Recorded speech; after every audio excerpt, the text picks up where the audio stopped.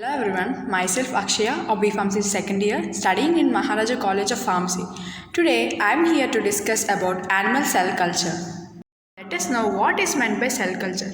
Growing of cells in an artificially suitable medium is known as cell culture. Now, coming into the topic animal cell culture, how do we define animal cell culture? We define animal cell culture as the process of removing of cells from an organ of an animal directly or mechanically or enzymatically and grown in a suitable environment is called as animal cell culture.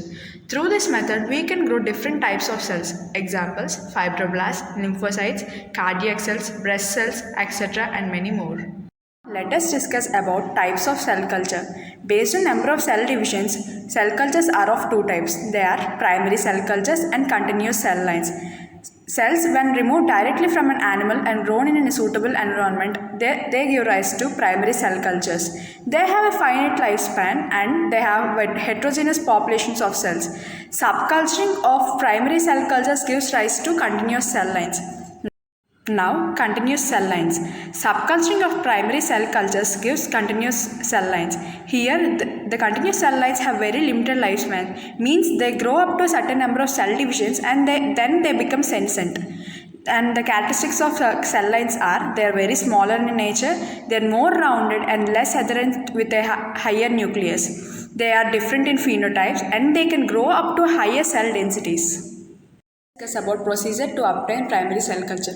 Before entering into the procedure, we need to know the growth requirements. For growing a primary cell culture, we require many amino acids, vitamins, salts, buffers, oxygen, carbon dioxide and many more. And for obtaining an efficient growth, we can add a small amount of blood serum so that we can see a proper growth. And in order to avoid bacterial contamination, we should add antibiotics like streptomycin, penicillin, etc. Procedure to obtain primary cell culture. Cells are prepared from fresh tissues in order to get proper growth.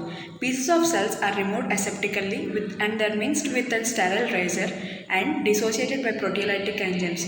The obtained cell suspensions are washed with basic buffer solutions, and these cells are spread over a sterile Petri plate and suitable culture medium is added to the Petri plate, and then the Petri plate is incubated at suitable temperature for obtaining growth. Cutting sterile cell cultures, we need to take this process in a laminar airflow cabinet which is very sterile in nature. In laminar airflow cabinet, there is a uniform air direction that is from HEPA filters, and all the equipments and the process should be in sterile in nature. We need to perform this in laminar airflow cabinet because in order to avoid the contaminants for obtaining primary cell culture. If surplus or more number of cells are obtained from subculturing process, we can store these cells by adding protective agents like DMSO or glycerol, and after adding these agents, we should store them at minus 196 degrees Celsius. This is also called as cryopreservation. Applications of animal cell culture. It is most widely used in all the fields. Mainly they are used in vaccine production, cellular and molecular biology, cancer research, immunological studies, virus cultivation, in vitro fertilization and many more. At last, I conclude animal cell culture as an advanced and beneficial technology of human welfare. Many discoveries have been made and further research is also carried out. Thank you everyone.